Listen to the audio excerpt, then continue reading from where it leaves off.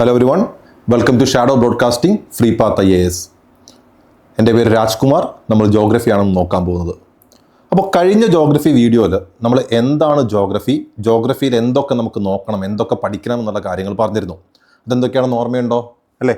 Geography is the scientific study of എന്തൊക്കെ കാര്യങ്ങളാണ് നമ്മൾ പറഞ്ഞത്? എർത്ത് ആൻഡ് ഇറ്റ്സ് ഒറിജിൻ, ഭൂമി, യൂണിവേഴ്സ്, ഭൂമിയുടെ ഒറിജിനുമായി ബന്ധപ്പെട്ട കാര്യങ്ങൾ. ദെൻ ഫിസിക്കൽ ഫീച്ചേഴ്സ്, ഭൂമിയിലുള്ള ഫിസിക്കൽ ഫീച്ചേഴ്സ് എന്തൊക്കെ? മൗണ്ടെയിൻസ്, പ്ലാറ്റ്യൂസ്, റിവർ പോലുള്ള ഫിസിക്കൽ ഫീച്ചേഴ്സിനെ പറ്റി പഠിക്കണം. അതേപോലെ ജോഗ്രഫിക്കൽ ഫിനോമിന നമ്മൾ നോക്കിയിരുന്നു. എർത്ത് ക്വേക്ക്, വോൾക്കാനിസം, സുനാമി പോലെയുള്ള കാര്യങ്ങളെ പറ്റി പഠിക്കണം. ദെൻ ക്ലൈമറ്റ്, ഭൂമിയിലെ പല ക്ലൈമാറ്റിക് റീജിയൻസ്, ക്ലൈമറ്റിനെ അഫക്റ്റ് ചെയ്യുന്ന ടെമ്പറേച്ചർ, പ്രഷർ പോലുള്ള ഫാക്ടേഴ്സ്, വിൻഡ്സ്, അതേപോലെയുള്ള റെയിൻഫോൾ പോലെയുള്ള കാര്യങ്ങൾ നമ്മൾ ക്ലൈമറ്റിൽ പഠിക്കണം. ദെൻ ഓഷ്യൻസ് പഠിക്കണം. എന്താണ് ഓഷ്യൻ അടിയിൽ കാണുന്ന പല ഫീച്ചേഴ്സ് എന്ത്? ഓഷ്യൻ വാട്ടറിൻ്റെ സലൈനിറ്റി എങ്ങനെ, ഓഷ്യൻ വാട്ടറിൽ ഉണ്ടാകുന്ന വേലിയേറ്റം, വേലിയിറക്കം പോലുള്ള ടൈഡ്സ് എന്ന് പറഞ്ഞാൽ എന്താണ്, അത്തരത്തിലുള്ള കാര്യങ്ങൾ ഓഷ്യൻസിൽ പഠിക്കണം. ദെൻ പല രാജ്യങ്ങളെപ്പറ്റി, രാജ്യങ്ങളുടെ ബൗണ്ടറീസ്, പല രാജ്യങ്ങളെ പറ്റിയുള്ള ഡീറ്റെയിൽസ് നോക്കണം. ദെൻ പീപ്പിൾ, എങ്ങനെയാണ് ആൾക്കാർ ഇൻട്രാക്ട് ചെയ്യുന്നത്, ദെൻ പോപ്പുലേഷൻ എങ്ങനെ, ലിറ്ററസി എങ്ങനെ, അത്തരത്തിലുള്ള പീപ്പിളിനെ പറ്റി കുറച്ച് കാര്യങ്ങൾ. ആൻഡ് ഫൈനലി നാച്ചുറൽ റിസോഴ്സസ്, നമുക്ക് ഈ പ്രകൃതി തരുന്ന നാച്ചുറൽ റിസോഴ്സസ്, അതുപയോഗിച്ച് നമ്മൾ ചെയ്യുന്ന അഗ്രികൾച്ചർ, മൈനിങ് പോലെയുള്ള കാര്യങ്ങൾ, അതുമായി ബന്ധപ്പെട്ട ഇൻഡസ്ട്രീസ് എല്ലാം നമ്മളിവിടെ നോക്കുന്നുണ്ടാവും. അപ്പോൾ ഇത്രയും കാര്യങ്ങളാണ് ജോഗ്രഫിയിൽ പഠിക്കാനുള്ളത്. നമ്മളിത് കഴിഞ്ഞ ക്ലാസ്സിൽ പറഞ്ഞത് ഞാൻ ഓർമ്മപ്പെടുത്താൻ വേണ്ടി ഒന്നുകൂടി പറഞ്ഞു എന്നേ ഉള്ളൂ.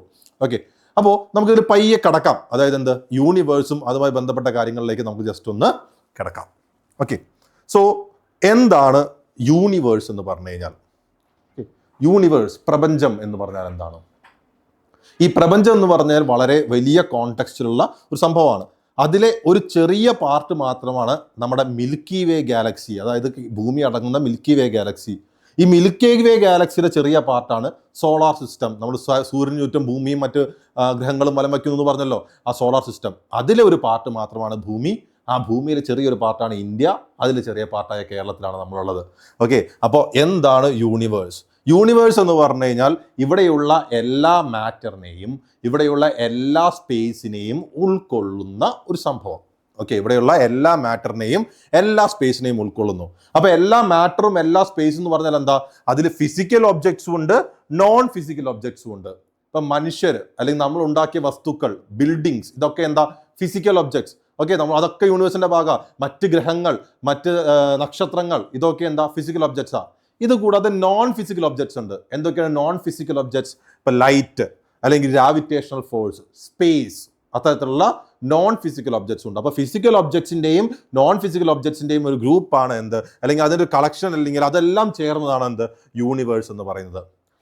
ഈ യൂണിവേഴ്സിൻ്റെ ഉള്ളിൽ ഞാൻ പറഞ്ഞ പോലെ എന്തൊക്കെയുണ്ട്? ഗാലക്സീസ് ഉണ്ട്, സ്റ്റാർസ് ഉണ്ട്, പ്ലാനറ്റ്സ് ഉണ്ട്. Okay, galaxies, stars, planets. അപ്പോൾ അങ്ങനെയുള്ള ഒരുപാട് ഗാലക്സികളിൽ ഒരു ഗാലക്സിയാണ് നമ്മൾ ഭൂമി, സോളാർ സിസ്റ്റം ഒക്കെ അടങ്ങിയിട്ടുള്ള മിൽക്കി വേ ഗാലക്സി എന്ന് പറഞ്ഞു കഴിഞ്ഞാൽ. അപ്പോൾ നമുക്ക് ആ ഗാലക്സിയെ പറ്റി ജസ്റ്റ് ഒന്ന് നോക്കാം. എന്താണ് Galaxy? Galaxy is A system of millions or billions of stars together with gas, dust and held together by gravitational attraction.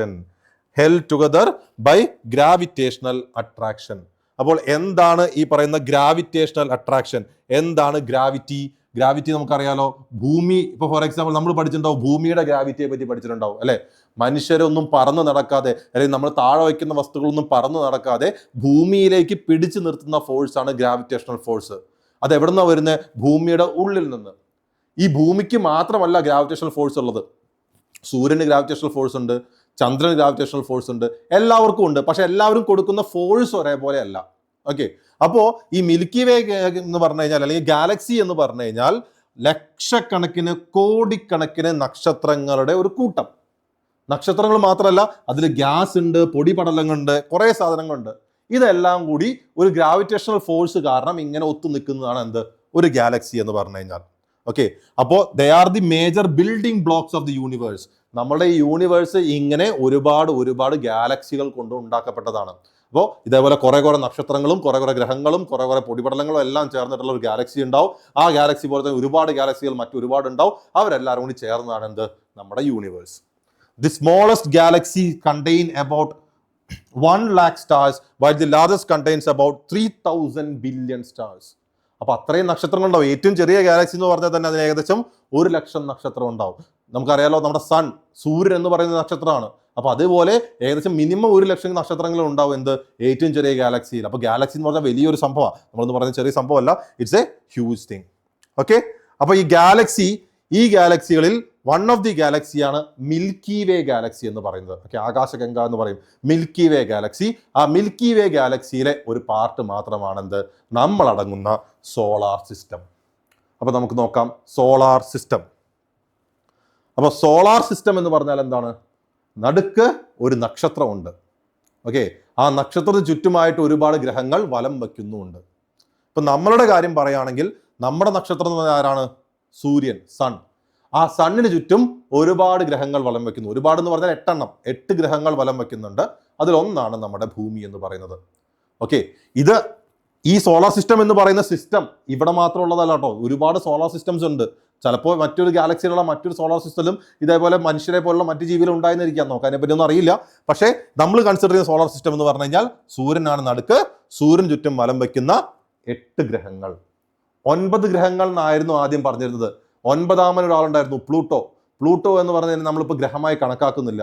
അതായത് ഒരു സെലസ്റ്റിയൽ ബോഡി എന്ന് പറഞ്ഞാൽ ഈ സ്പേസിലുള്ള ബോഡീസിൽ ഒരു സെലസ്റ്റിയൽ ബോഡിയെ ഒരു പ്ലാനറ്റ് ആയിട്ട് ബേസിക്കലി കൺസിഡർ ചെയ്യണമെങ്കിൽ കുറച്ച് കണ്ടീഷൻസ് ഉണ്ട്.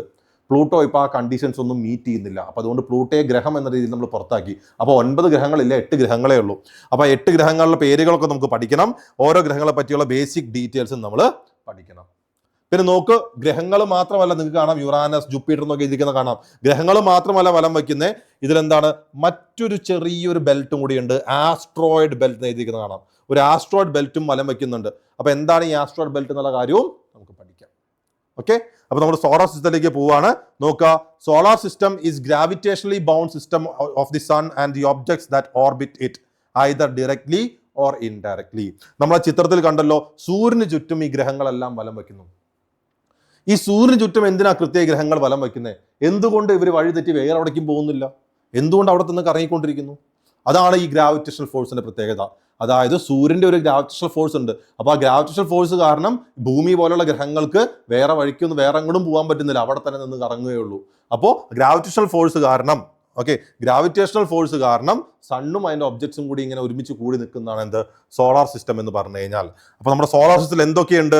What all things constitute our solar system? എന്തൊക്കെയാണ് നമ്മുടെ സോളാർ സിസ്റ്റത്തിൽ നോക്കൂ. വി ഹാവ് ദ സൺ ഉണ്ട്. We have 8 planets. ഞാൻ നേരത്തെ പറഞ്ഞില്ലേ 8 പ്ലാനറ്റ്സ് ഉണ്ട്. മൂൺസ് ഉണ്ട് അല്ലേ? മൂൺസ്. ഇവിടെ മൂൺസ് എന്ന് ഉദ്ദേശിക്കുന്നത് എന്താ? നമ്മുടെ എർത്തിന് ഒരു മൂൺ ഉണ്ട്, നമ്മൾ ചന്ദ്രൻ എന്ന് പറയുന്ന മൂൺ. ഇതേപോലെ മറ്റ് പ്ലാനറ്റ്സിനും പല പല മൂൺസ് ഉണ്ടാവും. ഓക്കെ, അതായത് മൂൺസ് എന്ന് പറഞ്ഞാൽ നമുക്ക് ഇങ്ങനെ പറയാം, we can say call them as natural satellites. Okay, natural satellite എന്ന് പറയും. അപ്പോൾ ഈ നാച്ചുറൽ സാറ്റലൈറ്റ് നമ്മൾ ചുരുക്കി വിളിക്കുന്നതാണ് മൂൺ എന്ന് പറയുന്നത്. അപ്പോൾ ഒരുപാട് നാച്ചുറൽ സാറ്റലൈറ്റ്സ് ഉണ്ടാവും. Millions of smaller bodies like asteroids, comets and huge quantity of dust grains and gases.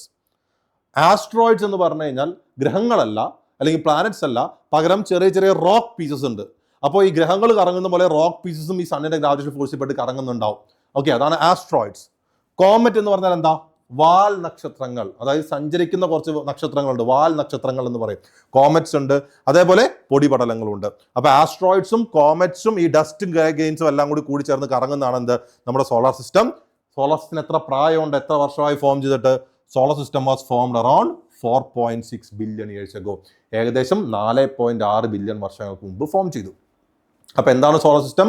ഏകദേശം 4.6 ബില്യൺ വർഷങ്ങൾക്ക് മുമ്പ് ഫോം ചെയ്ത ഒരു സണ്ണിനെ വലം വയ്ക്കുന്ന ഒരുപാട് ഗ്രഹങ്ങൾ എന്ന് പറഞ്ഞാൽ 8 ഗ്രഹങ്ങൾ.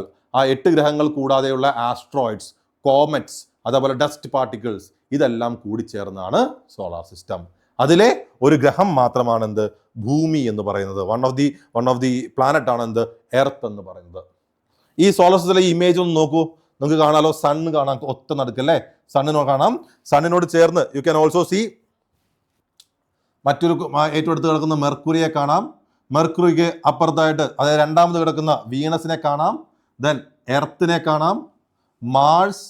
Okay, Mercury, Venus, Earth, Mars, ഇവർ 4 പേരെ കാണാമല്ലോ.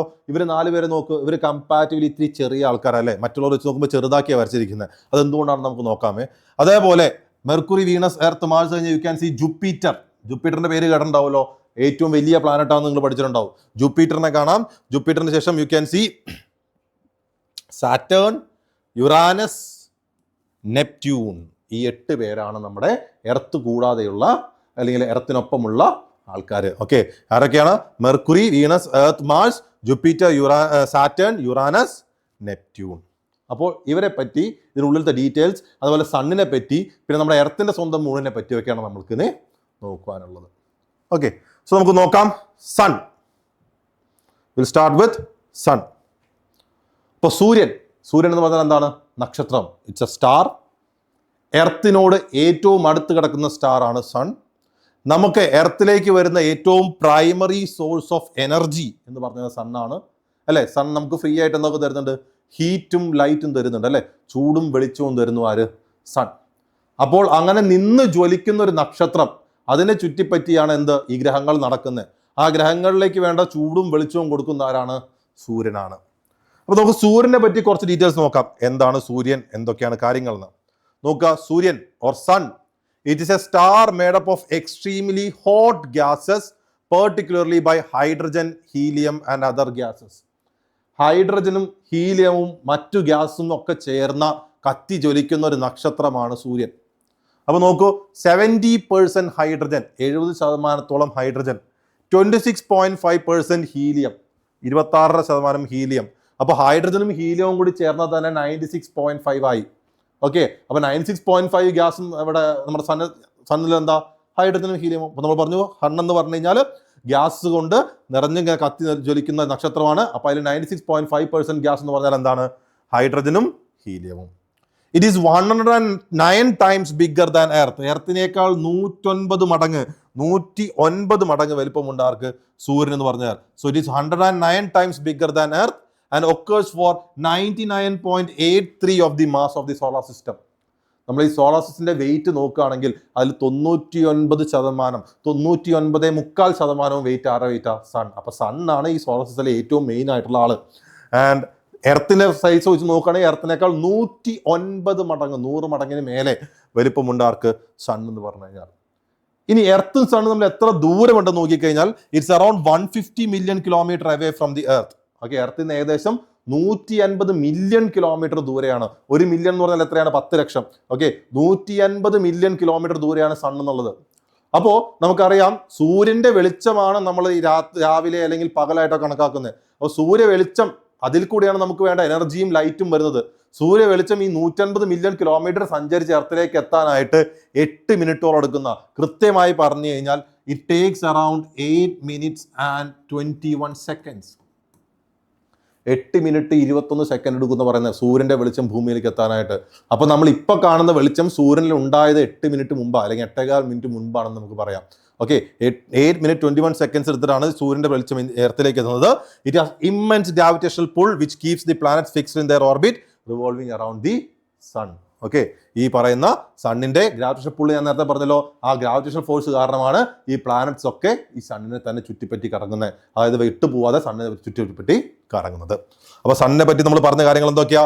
ഒരു സ്റ്റാർ ആണ്, ഗ്യാസസ് കൊണ്ട് ഉണ്ടാക്കപ്പെട്ടതാണ്. ഗ്യാസ് എന്ന് പറഞ്ഞാൽ എന്തൊക്കെയാണ് ഗ്യാസസ്? ഹൈഡ്രജൻ, ഹീലിയം പോലുള്ള ഗ്യാസ് ആണ് മേജോറിലി വരുന്നത്. എർത്തിനേക്കാൾ 109 മടങ്ങ് വലിപ്പമുണ്ട്. നമ്മൾ സോളർ സിസ്റ്റത്തിന്റെ മാസ് നോക്കി കഴിഞ്ഞാൽ അതിൽ 99.83% എന്താണ്? സണ്ണിന്റെ മാസാണ്. എർത്തിൽ നിന്ന് 150 മില്യൺ കിലോമീറ്റർ ദൂരമുണ്ട്. അതുകൂടാതെ സൂര്യപ്രകാശം എർത്തിലേക്ക് എത്താൻ ഏകദേശം 8 മിനിറ്റ് 21 സെക്കൻഡ്സ് അത്രയും ടൈം എടുക്കും. ആൻഡ് എർത്തിന്റെ വലിയ ഗ്രാവിറ്റേഷണൽ ഫോഴ്സ് ആണ് സണ്ണിന്റെ ഈ വലിയ ഗ്രാവിറ്റേഷണൽ ഫോഴ്സ് ആണ് എർത്ത് അടക്കമുള്ള പ്ലാനറ്റ്സിനെ ഈ പറയുന്ന സോളാർ സിസ്റ്റത്തിൽ കടന്ന് കറങ്ങുവാൻ കാരണമാവുന്നത്. അപ്പോൾ ഈ ഗ്യാസസ് നിന്ന് കത്തുകയാണെന്നൊക്കെ പറയുമ്പോൾ സണ്ണിൽ ചെറിയൊരു ന്യൂക്ലിയർ ആക്ടിവിറ്റി നടക്കുന്നുണ്ട്. ഓക്കെ, ഇപ്പം നമ്മൾ പറയും സണ്ണിൻ്റെ ഈ എനർജിക്ക് കാരണം is basically nuclear fusion. Okay, nuclear fusion. നിങ്ങൾ പത്രമൊക്കെ വായിക്കുന്നുണ്ടെങ്കിൽ അല്ലെങ്കിൽ അത്യാവശ്യം കറണ്ട് അഫയേഴ്സ് ഒക്കെ ഫോളോ ചെയ്യുന്നുണ്ടെങ്കിൽ നിങ്ങൾ കേട്ടിട്ടുണ്ടാവും ന്യൂക്ലിയർ ഫിഷനും ന്യൂക്ലിയർ ഫ്യൂഷനും, അല്ലേ?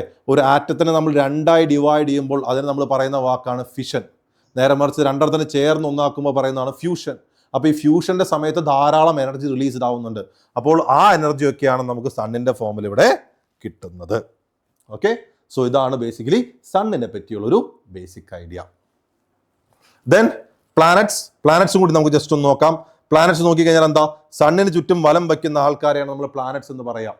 പ്ലാനറ്റ് എന്നുള്ള വാക്കിനർത്ഥം വാണ്ടറേഴ്സ് എന്നാണ്. വാണ്ടർ എന്ന് പറഞ്ഞാൽ എന്താ, കറങ്ങി നടക്കുന്ന ആൾക്കാർ, ശരിയല്ലേ? സണ്ണിനെ ചുറ്റി കറങ്ങി നടക്കുന്ന ആൾക്കാരല്ലേ പ്ലാനറ്റ്സ്. അപ്പോൾ പ്ലാനറ്റ്സ് നമ്മൾ എന്ന് പറയും വാണ്ടറേഴ്സ് ആണ് പ്ലാനറ്റിന്റെ മീനിങ്. അപ്പോൾ എർത്തിൽ എത്ര പ്ലാനറ്റ്സ് ഉണ്ട്? 8 പ്ലാനറ്റ്സ് ഉണ്ട് നമ്മൾ പറഞ്ഞിരുന്നു. എന്തൊക്കെയാ? Mercury, Venus, Earth, Mars, Jupiter, Saturn, Uranus and Neptune. ആ ഓർഡർ പഠിക്കണേ. Mercury, Venus, Earth, Mars, Jupiter, Saturn, Uranus and Neptune. നമ്മുടെ പ്ലാനറ്റ്സിനെ നമുക്ക് 2 ആയിട്ട് വേർതിരിക്കാം, 2 ആയിട്ട് ഡിവൈഡ് ചെയ്യാം. ആ ഡിവിഷനും ഓരോ പ്ലാനറ്റ്സിനെ പറ്റി ഡീറ്റെയിൽസുമായിട്ട് നമുക്ക് അടുത്ത വീഡിയോയിൽ കാണാം. താങ്ക്